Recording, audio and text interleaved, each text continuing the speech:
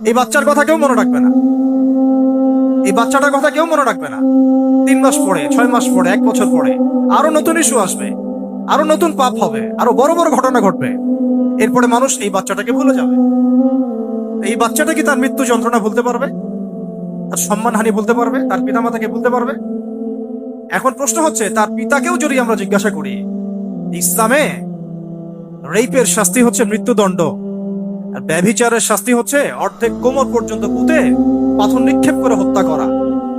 এবং বিবাহিত ব্যক্তি হলে এই শাস্তি, অবিবাহিত হলে 100 বেত্রাঘাত, 1 বছরের নির্বাসন এবং সমাজ থেকে বয়কট করা। আর ধর্ষণ হলে সরাসরি মৃত্যুদণ্ড। 3 মাস সময় লাগার কথা না, 3 দিনের মধ্যেই করা সম্ভব।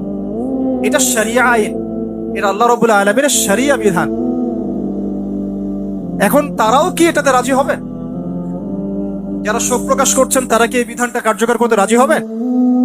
ধর্ষককে সবার সামনে প্রকাশ্যে মৃত্যুদণ্ড দেয়া হোক, শরিয়া আইন কার্যকর করা হোক? রাজি হবেন না। কারণ আপনারা বলবেন এটা করতে গেলে বাংলাদেশ নাকি মৌলবাদী রাষ্ট্র হয়ে যাবে। তো সমস্যার গোড়ায় আপনারা যেতে চান না, ডালপালা নিয়ে নাড়াচাড়া করেন।